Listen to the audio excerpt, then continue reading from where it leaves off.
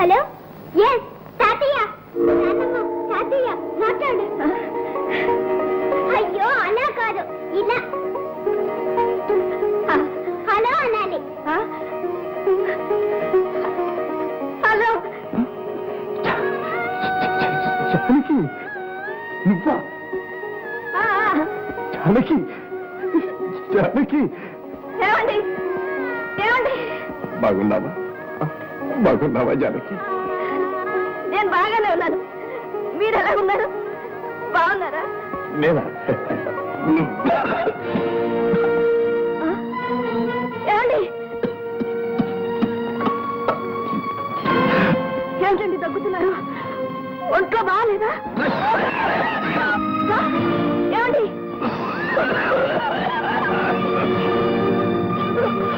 ఏమండి ఏమండి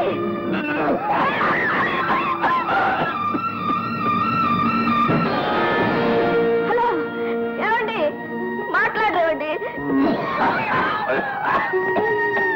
ఏమండి బేబీ మాట్లాడలేదమ్మా తాతయ్య. హలో హలో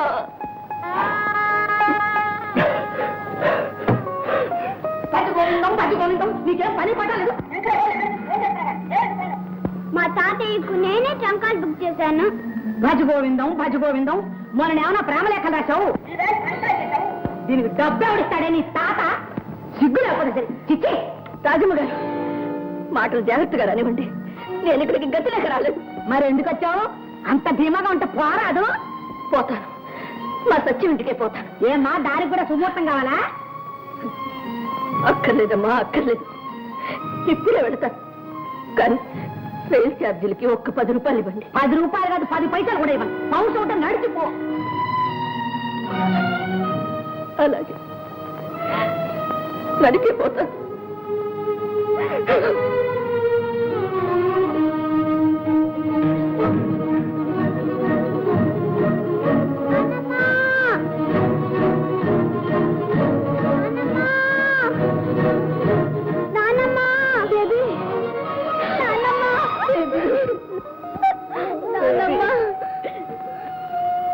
క్షమించు నాన్నమ్మా.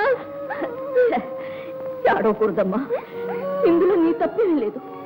ఇదిగో నాన్నమ్మా. ఏమిటమ్మా ఇది? నీ రైలు ఖర్చులకు డబ్బులు. వద్దమ్మా వద్దు. పెద్దవాళ్ళకి తెలియకుండా డబ్బు తీసుకురావడం తప్పు. ఇది వాళ్ళ డబ్బు కాదు నాన్నమ్మా, నాది. అప్పుడప్పుడు చాక్లెట్స్ కొనుక్కోమని ఇచ్చిన డబ్బులు దాచిపెట్టుకున్నాను. తీసుకో. వద్దమ్మా, నీ దగ్గరే ఉంచు. మరి తాతయ్య ఊరికి నడిచే వెళ్తావా? వీల్లేదు. తీసుకో నాన్నమ్మా. తీసుకోపోతే నా మీద ఒట్టే. బేబీ అంత మాట అనుకున్నా. మరి తీసుకో. సరే ఇవ్వు.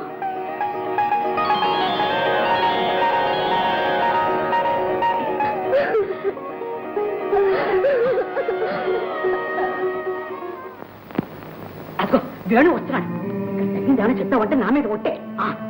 భజగోవిందం భజగోవిందం. ఇప్పుడు ఎక్కడికి వెళ్దాం? ఏం చెయ్యం? మాకేం దారి? భజగోవిందం భజగోవిందం. ఏమిటిది? ఏం జరిగింది? ఏమీ లేదు భజగోవిందం. మీ అమ్మ. మా అమ్మకి ఏమైంది? ఏం చెప్పను భజగోవిందం. నేను ఇంట్లో లేను. జై కూడా బజార్కి వెళ్ళింది. మేము తిరిగి వచ్చేటోడికి మీ అమ్మ ఇంట్లో లేదు భజగోవిందం. నాన్న అన్ని అబద్ధాలా? ఏం జరిగిందమ్మా? నేను తాతయ్యకు ట్రంకాలు బుక్ చేశాను. నాన్నమ్మ ఫోన్ లో మాట్లాడుతుంటే అమ్మమ్మ వచ్చి ఫోన్ లాగేసింది. నాన్నమ్మని తిట్టింది. అందుకని నాన్నమ్మకు కోపం వచ్చి వెళ్ళిపోయింది. ఎందుకలా కొడతా? అబద్ధాలు ఆడేది నువ్వు అదే? అసలు ఈ నాటకం అంతా నీకు తెలిసే నాకు చెప్పలేదు. నిజంగా నాకేమీ తెలియదండి. మా అమ్మను ఇంటికి తీసుకురావడం నాదే బుద్ధి తక్కువ.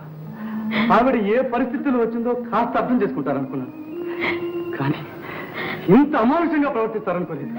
క్షమించండి, అత్తయ్య మంచి చెడ్డలు తెలుసుకోపోవడం నా తప్పే. తప్పు నీది కాదు, నాది. పెళ్లి అవగానే అత్తగారి ఐశ్వర్యం చూసుకుని కన్న తల్లిదండ్రులను నిర్లక్ష్యం చేసి ఈ ఇంటికి ఇళ్ళకి రావడం నాదే బుద్ధి తక్కువ. నాకు ఈ ఇల్లు వద్దు, ఆస్తి వద్దు. మీరే ఊరేగండి. ఏమండి ఏమండి నన్ను మన్నించండి, నాకు అన్యాయం చేయకండి. మీరెక్కడుంటే నేను అక్కడే ఉంటాను. నాకు ఇల్లు వద్దు, ఆస్తి వద్దు. పదండి. అమ్మా జయ, వెళ్ళిపోతున్నావు అమ్మా. భజ గోవిందం, మీరందరూ వెళ్ళిపోతే ఇంకా నాకు దిక్కెవరు? భజ గోవిందం.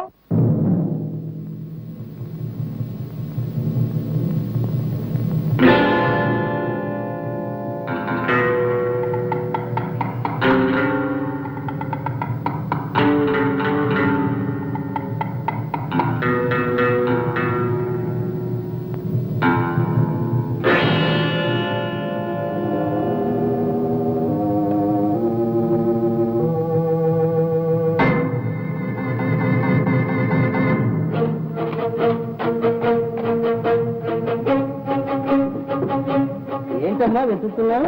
నా చైన్ కనబట్టం లేదు నాన్న. ఎక్కడ పెట్టావు? స్నానానికి పెడితే ఇక్కడే పెట్టాను. ఇక్కడ పెడితే ఎక్కడికి పోతుందమ్మా? ఇందాక మీ మామ ఇటే వచ్చాడు. మావయ్య? చెప్పలేమమ్మా, రోజులు బాగోలేవు. ఎందుకైనా మంచిది ఆయన గదిలో వెతుకుతాం పద.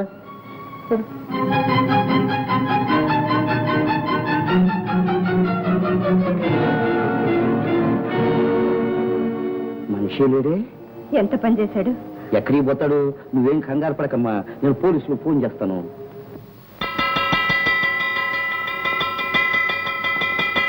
రాజమండ్రి పోటీ పెట్టి ఏమండి?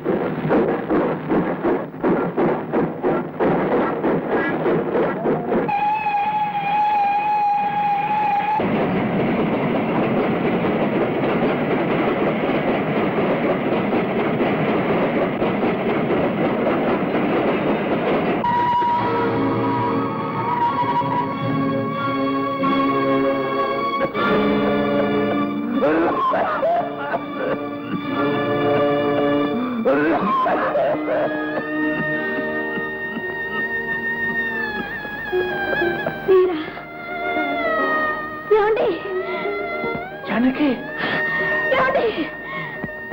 జానకి, ఏమండి? జానకి, ఏమండి? జానకి, జానకి,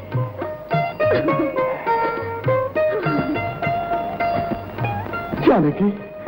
ఏమండి? రాఘవరావు గారు మీరేనా? అవును. పదండి పోలీస్ స్టేషన్కి.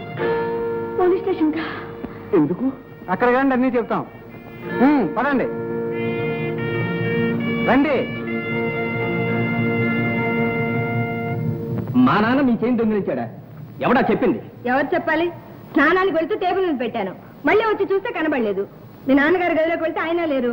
రాత్రి మీ అమ్మతో ట్రంకాల్లో మాట్లాడుతూ తీర్థయాత్రలు, ఖర్చులు, డబ్బు అంటున్నాడు. అవసరం అయితే అడగొచ్చుగా. ఇదేం పని? వెధవ పని. నాన్న, ఆ చైన్ ఎక్కడుందో నాకు తెలుసు. ఎక్కడుంది బాబు? ఈ తాతయ్య తీశాడు. అదేవాడిరా నువ్వు? ఆ తాత ఎనభై, ఈ తాత అంటున్నావు. మీరేం అనుకోవద్దులేండి, వాడికి ఆకు ఈకు తేడా తెలియదు. కాదు, నువ్వే తీశావు, నేను చూశాను. బాబు ఏమిటో మాటలు?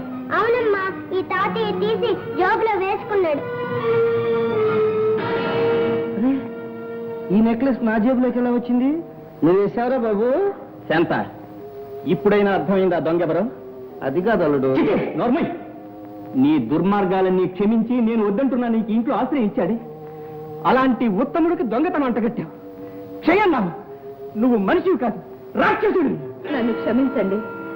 దేవుళ్ళ లాంటి మామగారిని అనుమానించి అవమానించాను. పోలీసులకు కూడా రిపోర్ట్ చేశాం. పోలీసులుగా? ఈ నిజాన్ని అక్కడ ఒప్పుకుందు కానీ. SP speaking. Oh hello Radha, నువ్వా? ఏమిటి? లేదు, ఇన్స్పెక్షన్ గా పూర్తి కాలేదు, రావడానికి కొంచెం ఆలస్యం అవుతుంది. Yes, okay dear.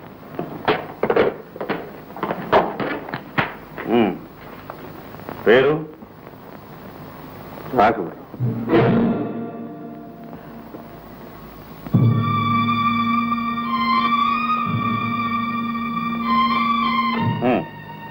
వయసు 61. వృత్తి హెడ్ మాస్టర్గా రిటైర్ అయ్యానండి. ఆ వృత్తిలో నుంచి రిటైర్ అయ్యి దొంగతనం వృత్తిగా స్వీకరించామన్నమాట. లేదండి, నేను అలాంటి వాడిని కాదు. ఇందులో ఏదో పొరపాటు. ఇన్స్పెక్టర్. Yes sir. పదండి.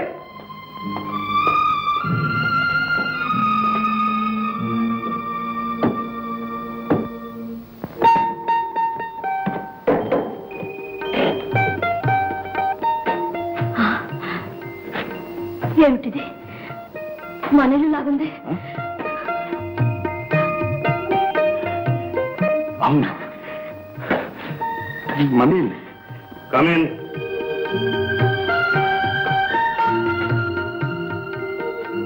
కూర్చోండి. కుర్చీలో కూర్చోండి. ఇక మీరెప్పుడు ఈ ఇల్లు విడిచి వెళ్ళమని వ్రాత మూలకంగా హామీ ఇవ్వాలి. ఇందులో రాయండి.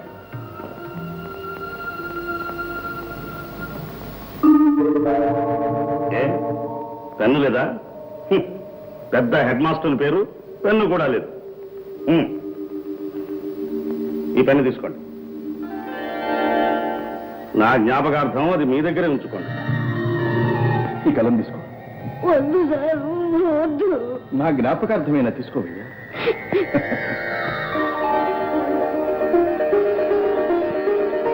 రాము, రాము, రాము,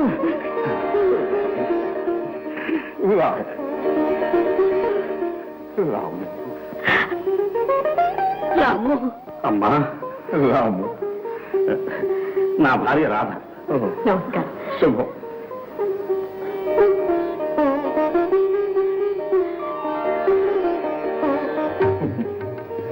చల్లగా వచ్చిందండి.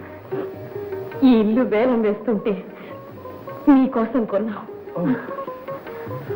రాము, కన్న బిడ్డలు చేయలేని పని మీరు చేశారు. మీ రుణం ఎలా తీర్చుకోగలరు నాయన? అలా అనకండి అమ్మా.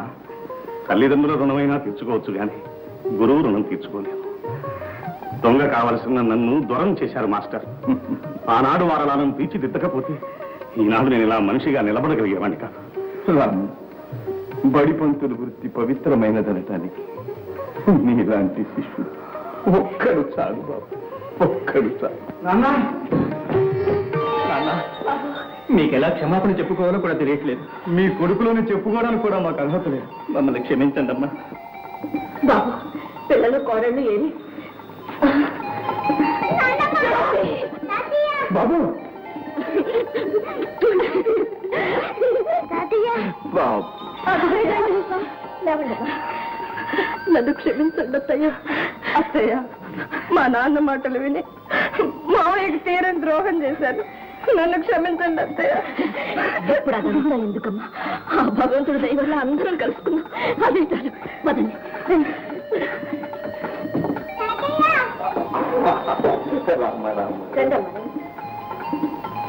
మీ తోటి కూడా రా. రండి, అందరూ భోజనానికి రండి. ఆగండి, ఆగండి, మేము వచ్చాం. మళ్ళీ ఈ ఇంట్లో ఇంతమందితో కలిసి ఫోన్ చేయాలని ఎప్పుడో ఒకప్పుడు అనుకున్నాం. అది ఇప్పుడు కుదిరింది. ఫోన్ చేద్దామా? ఫోన్ చేద్దామా?